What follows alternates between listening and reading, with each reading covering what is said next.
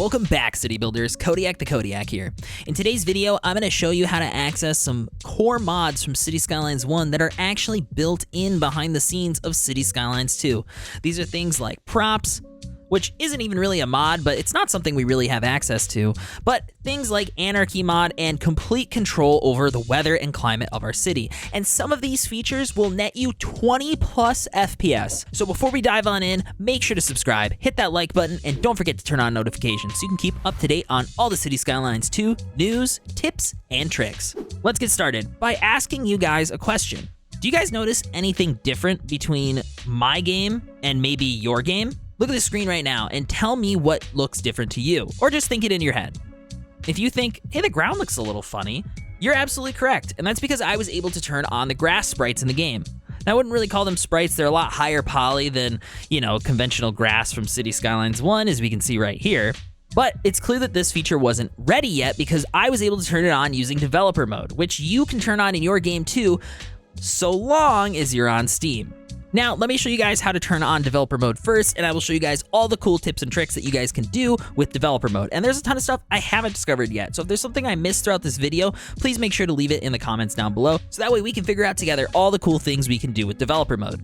So, if you're playing the game on Steam, again, I only think this works on Steam, haven't figured out a way for it to work on Game Pass. If you figured it out, please put it in the comments down below. I'm just unsure if there's a way to do it. The way Game Pass games are kind of installed on your computer, it doesn't really fully allow you to access them the same way that Steam downloads do. So it just might not be possible, but if you're playing the game on Steam, still follow along. All you have to do is go over here, right click, properties, and in launch options, you put -developer mode with a capital M.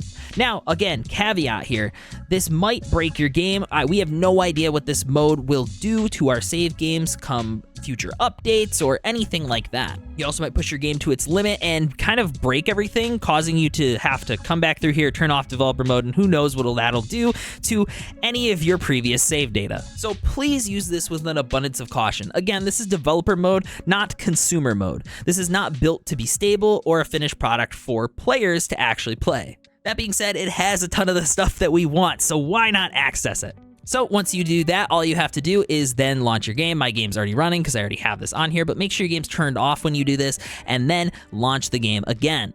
Now, in the main menu, to make sure that it's turned on, you can also do this in-game as well. All you need to do is exit photo mode like I was in, go to your options, and then make sure that show FPS and frame time is on. This will not appear unless you're in developer mode. So as long as you have this, that means you have developer mode turned on. And this is how people get their little FPS and frame time chart up here in the top right. We're gonna leave this on throughout the entire video so that way you guys can see what each setting does to performance, because some of them can net you 20 extra FPS in-game, which is absolutely insane. Now, I obviously showed you guys the grass, but it isn't finished yet, which is why it's not available to you in the base game, as you can tell by it kind of covering the entire road here. So in order to turn this on or off, because you may want to turn it on to take some nice photos, just know that it does impact performance pretty significantly. Up here, I'm only getting 70 FPS looking at a couple cars in the water, which is not at all my performance target right now. All you have to do is hit tab, which will open up the developer menu. There's a ton of settings in here, but in order to turn off the grass specifically, you need to go here to game rendering, go down to terrain, and make sure you turn off foliage, or turn it on. It should be on or off by default. I'm saying things backwards because it was on, but it's fine. There's some other settings in here. I don't really know what all of them do, but just know that I was getting 70 FPS before, and now I'm getting about 90 FPS with it turned off. So this does severely impact performance. Now that we're in developer mode, there is a lot of other really cool stuff that you can do in here. So let's go find some spots in the city so I can show them off to you. Now, I think this crosswalk's going to be a really good example. We have a ton of citizens using this bus stop here. We have a crosswalk going on, and there's some pets on the ground. And if you notice, I was getting around 100 FPS when we weren't near citizens. They're obviously rendering out because of all the rendering bugs that are going on right now. But as you can see right here, I am here in this really busy spot in my city. We have a lot of citizens going on, and in the top right-hand corner here, you can see I'm getting about 55 FPS. And one of the ways you can severely improve FPS is by actually turning off all of your citizens. I'm not sure if it's a bug right now or if it's just something they don't plan on fixing, but right now, even when you're back this far, everything's being fully rendered on The Sims. So if we zoom in photo mode to some of these Sims, you'll notice that they have a pretty detailed face. They have eyeballs, mustaches, apparently every single one of their teeth is fully rendered in, even at that distance. And we can do something about it. So what we're gonna do is hit tab if you want to do this performance trick. Again, this will turn off all of your Sims. Is you hit tab, you go to game rendering, and you go to shaders. You're gonna scroll down in shaders until you see all of the Dynamo settings as well as BH characters. And what you're gonna do is you're gonna turn them all off one by one. And what you'll see is you're starting to unrender all of the characters. And once you turn them all off, you'll notice that you should be getting a significant performance increase. And all the dogs stay on, which is honestly great. Look at Pebbles, look how cute they are. Now, I know that Halloween's kind of over, but if you really wanted to show something super cursed, you could also turn on generic crowd and you get just the eyeballs and the teeth all fully rendered.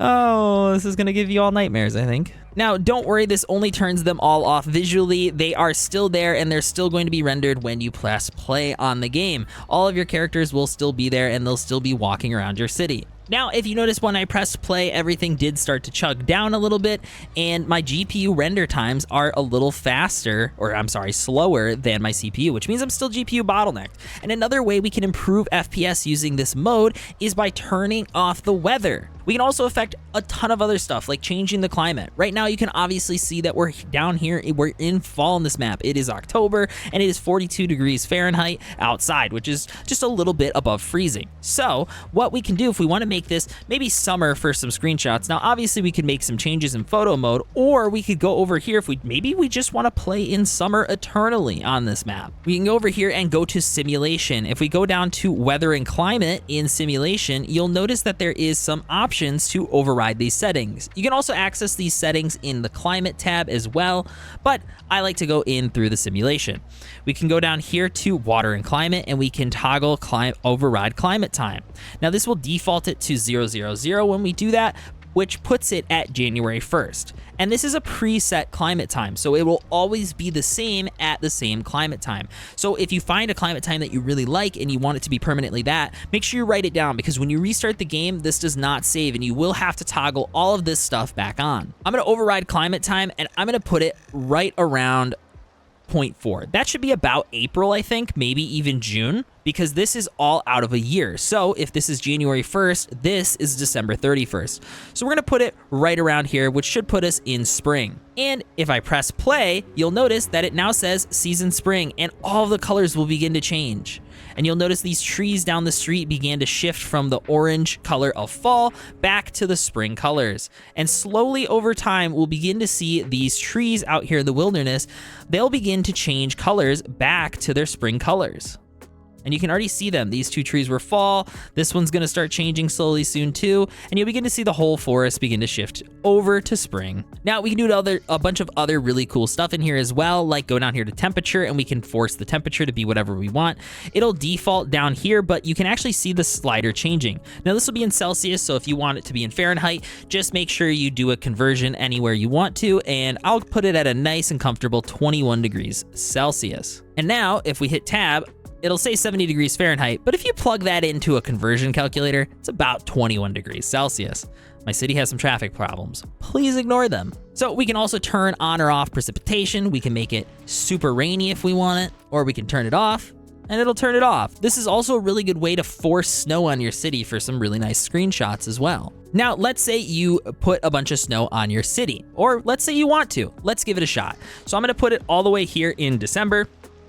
We're gonna say it's season winter. We're going to override the temperature.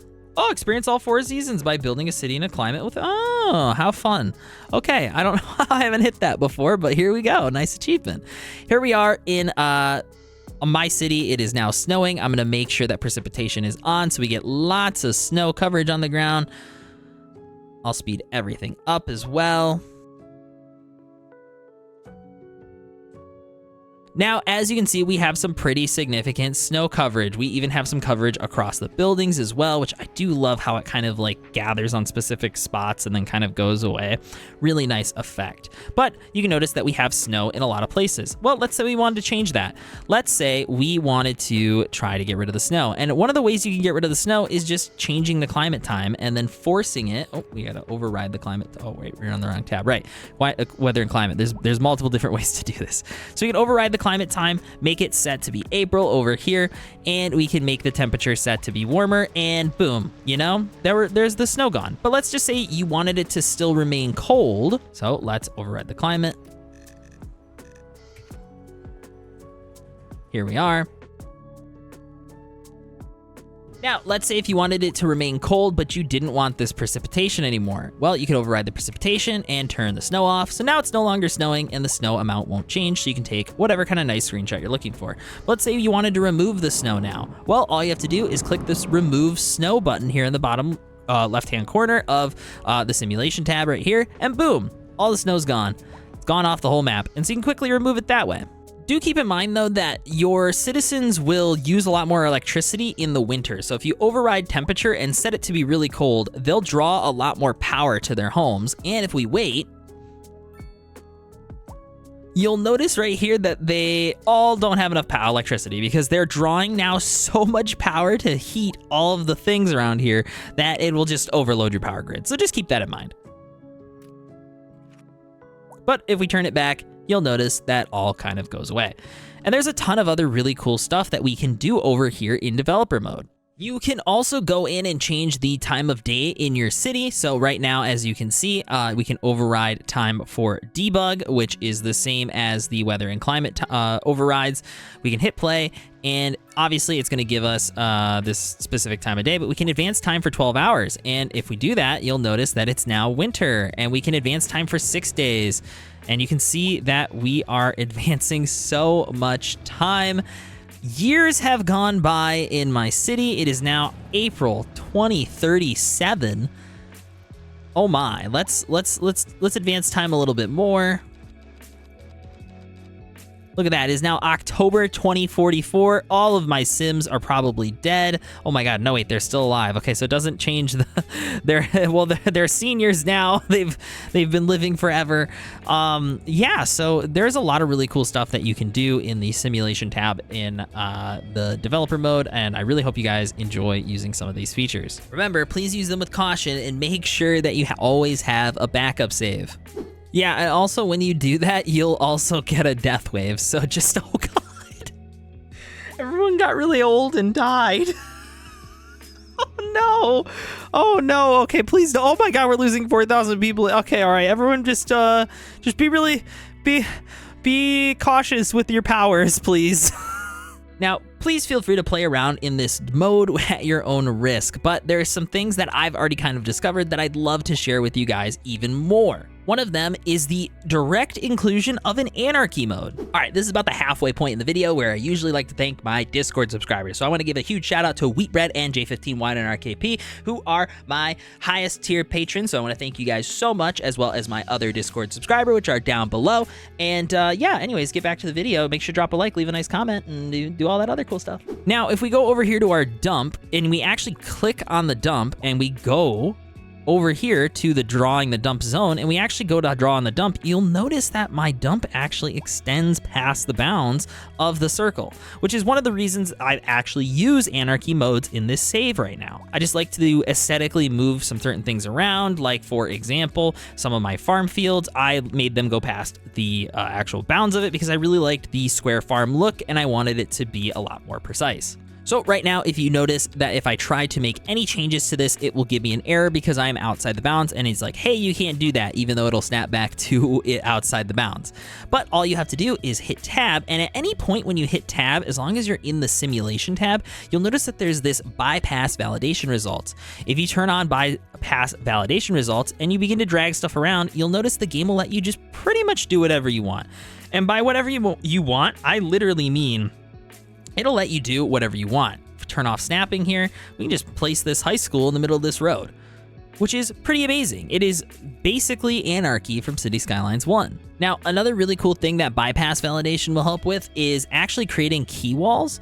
So in the base game of City Skylines, when you go to create a key wall, it will always tell you in water if you try to make it too close to water. So usually you would terraform it out, delete all the water, and then basically try to build it after that. However, if you choose to go into simulation and toggle on bypass validation results, you can actually just build it and it can't tell you no. This is actually an insanely good trick because it is really hard to sometimes build these nice key walls along the water, and it's a really good way to try to force it in game. Now, I'm sure you might find some situations where this doesn't work exactly as intended. One of them is with trees. So if you wanted to place a tree really close to a road, you still can't do that, even if you have bypass validation results on. And that's because it's actually placing the tree under the road, and it's just how the roads automatically hide trees when it's over top of them. So hopefully an Anarchy mod will allow for us to be able to actually do this a little bit safer outside of developer mode, and with, being able to like actually put trees wherever we want them. Now, there's a ton of other really cool stuff in here. If we go down to the economy tab, we can also reset rent, reset land value, do a bunch of other really cool stuff. Again, I encourage you to kind of mess around with it. I'm going to show you which ones that I've been using in my save, but feel free to find the ones that work the best for you. Just know that you should probably make a backup save in case whatever you select absolutely destroys everything that you've worked on. Now, as many people have complained about since kind of the inception or the announcement of City Skylines 2 were these white lines on the road. And yes, you can remove them in dev mode. A lot of people were wondering why they looked different in all of the trailers, and that's actually because of road wear. So the worse your road condition, the brighter those white lines are. But if you want them completely turned off, all you have to do is go into game rendering over here, scroll down to shaders, and then you want to disable BH decals, curved decals deteriorate. And voila! No more white lines on your road. So if you want those pretty smooth road textures, that's how you turn them off.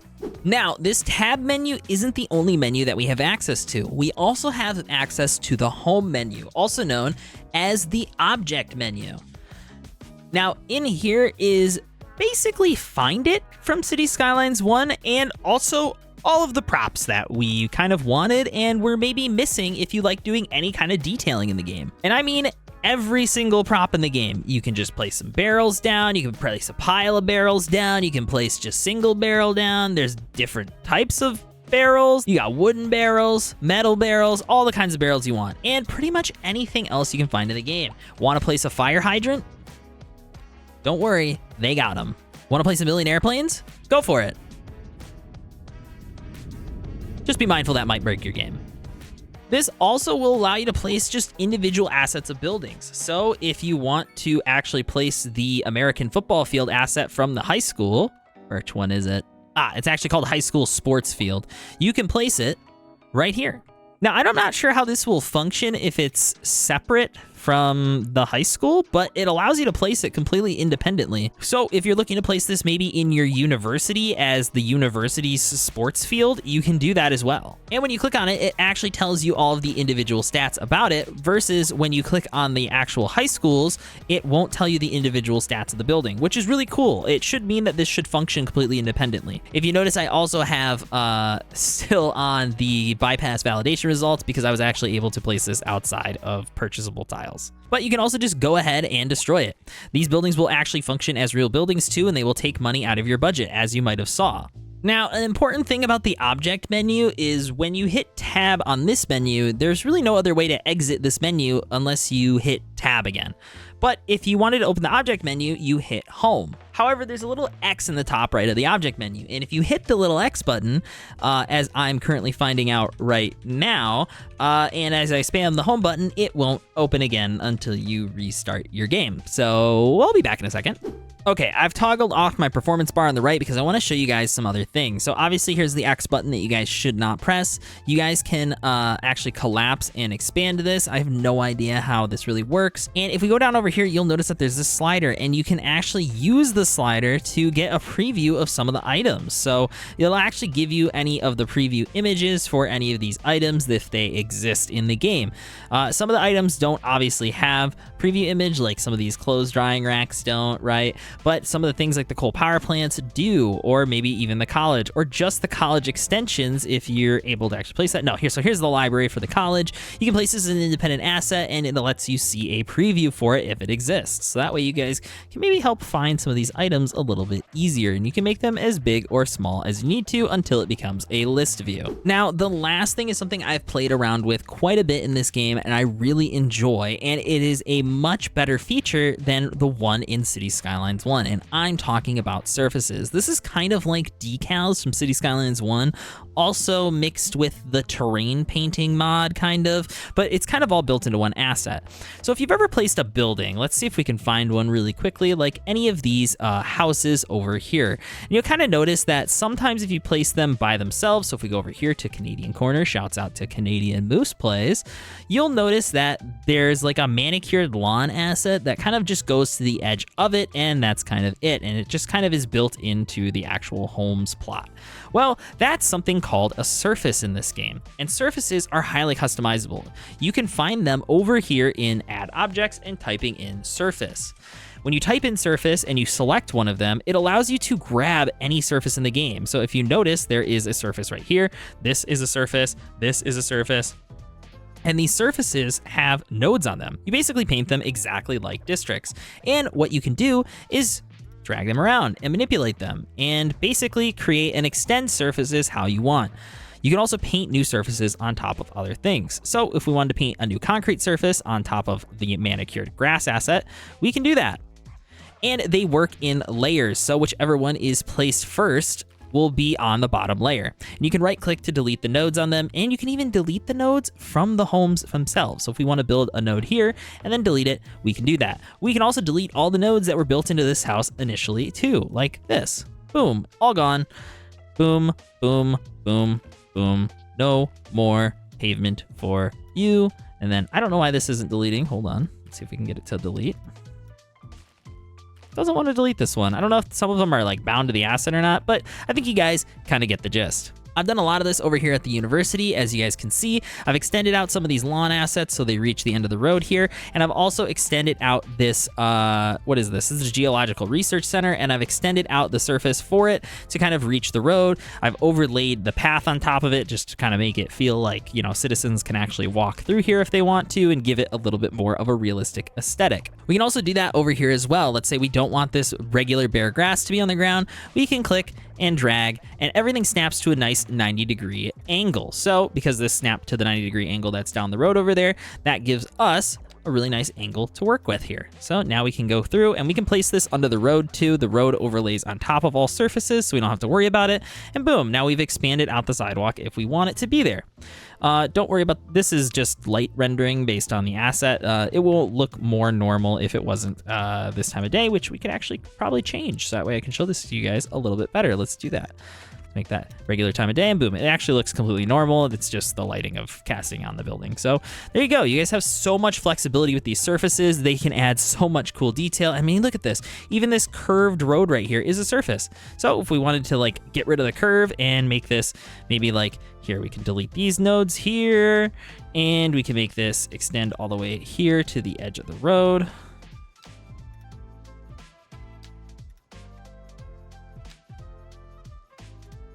Boom, now we have a connected sidewalk here. And if we exit out of all of these modes, you can see how it kind of connects up. Just know that these corners do kind of round a little bit, so just keep that in mind if you want to get super duper precise. But I think it leaves us in a really good spot to end the video. So here's a nice wide shot of the city I've been building over on my Twitch stream. You can find a link to down in the description down below.